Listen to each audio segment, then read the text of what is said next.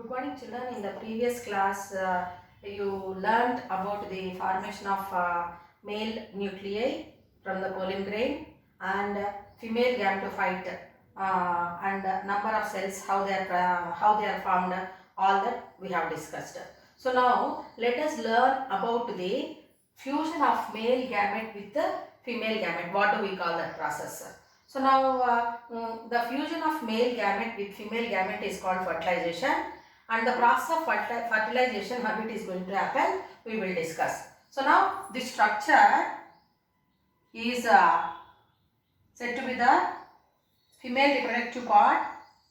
So this is a stigma and this one style,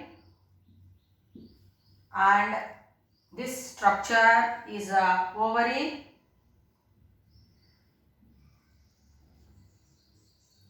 and we know that after the pollination means transfer of pollen grain from anther to the stigma. Okay, so now the anther which contains the pollen grains, they are transferred and they fall on the stigma. So the stigma is producing sticky substance with which the pollen dust is fixed here. Okay, so because of that, what will happen? Slowly it starts germinating. The pollen grain starts germinating into the this female reproductive part of the flower, that is the gynoecium. So now here it develops pollen tube and it penetrates into the style. Then this is a pollen tube and a male nucleus, and this is a tubular part style, and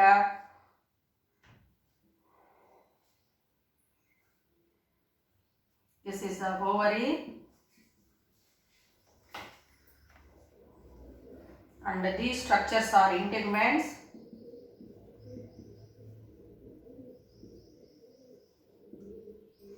And this structure ovule, central cell,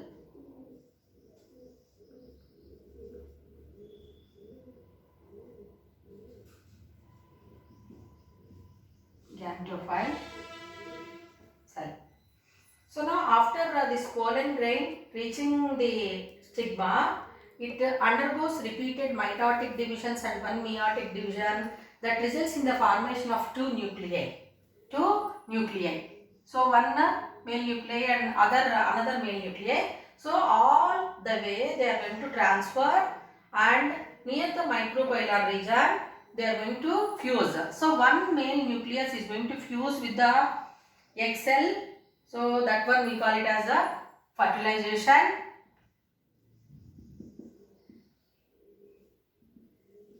So the fusion of male gamete with female gamete is called fertilization, and other nucleus whichever is formed, and it is going to fuse with the central nucleus. So two times the process of fusion is going to happen. So that process of two times fertilization which is happening in plants is called as a double fertilization.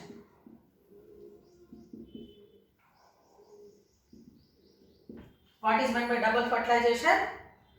So the one of the male nucleus is going to fuse with the egg cell, and that results in the formation of zygote, and second one is going to fuse with the central cell. Okay, that two times it is happening, so it is called double fertilization. So this double fertilization occurs only in flowering plants.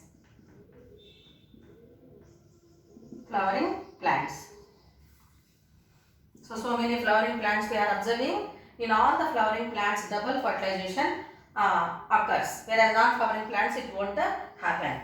Then so many changes are going to happen after the fertilization. Is it clear to you? So now the ovule is going to enlarge in size. Okay, so that ovule, what it is going to happen, that ovule is increasing in size, and that results in the special tissue. Okay, so that tissue is formed because of mitosis, mitosis, cell division, and tissue, whatever it is formed after the fertilization, that one we call it as a endosperm. What is meant by endosperm? Endosperm is a special tissue which is formed because of the mitosis, cell division after the fertilization in the ovule. So what is the use of this endosperm? Endosperm is going to provide nourishment. Nourishment means what? Food for the developing embryo. So depending upon the species, this endosperm, it will have a single cotyledon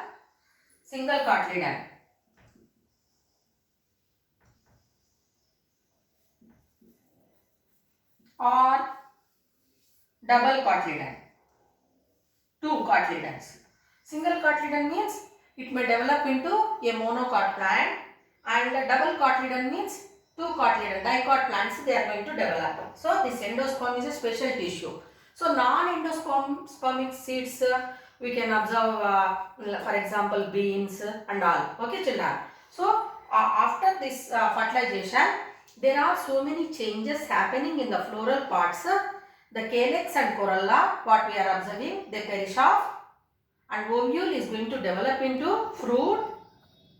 Okay, ovary is going to develop into fruit, and ovules are going to develop into further new plants which are going to be given off from the seeds. Means what? Ovules are going to develop into seeds. Is it clear to you? Then. So just now only you learnt that calyx and corolla, they are going to perish off, but in some fruits we can observe, like tomato we can see, or pineapple we can observe, whereas mango and all, the calyx and corolla, they are going to perish off. Is it clear to you? Then how that embryo is going to develop? So from the seed whichever is formed, so bean seed for example if we take, so here small white tail-like structure means we have to provide favorable conditions, air, water, sunlight. Then it starts, this radical whatever it is there, it starts developing as a root, and the root it grows, and this cotyledons, from the cotyledons we can observe leaves which are going to develop. Is it clear to you? So if it is a dicot plant, two cotyledonous leaves we can observe. If it is single cotyledon like paddy, wheat, jowar, bajra, we can observe monocotyledonous leaf. Okay, and this continues as a root, and finally the endosperm which contains the nourishment, food material, it is going to taken up for the development of the roots, stem and leaves, and afterwards the cotyledons are also going to be perish off. That one we call it as a germination of a seed. Germination of seed.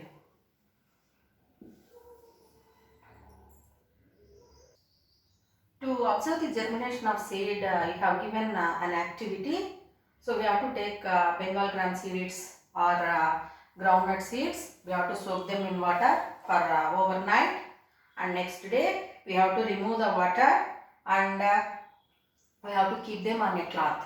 If we cover it for one day, you can observe fine white hair-like structure. So which you might have observed that sprouts are prepared by your mother, no children. So that sprouts we are going to observe. So that sprouting is nothing but a germination. So what are the parts we are going to observe? So earlier also have seen. So it is a bean seed. So this is cotyledon, and here you can observe plumule, and it continues as a radical which continues as a root. Okay, so it grows in size, and roots are going to develop, then stem portion, then from this cotyledon only the leaves are going to develop. Just now you learned how cotyledons are going to help, children. So cotyledons, they help in storing the food, and that food whichever is stored in cotyledons are going to help for the development of observing the life cycle of datura plant.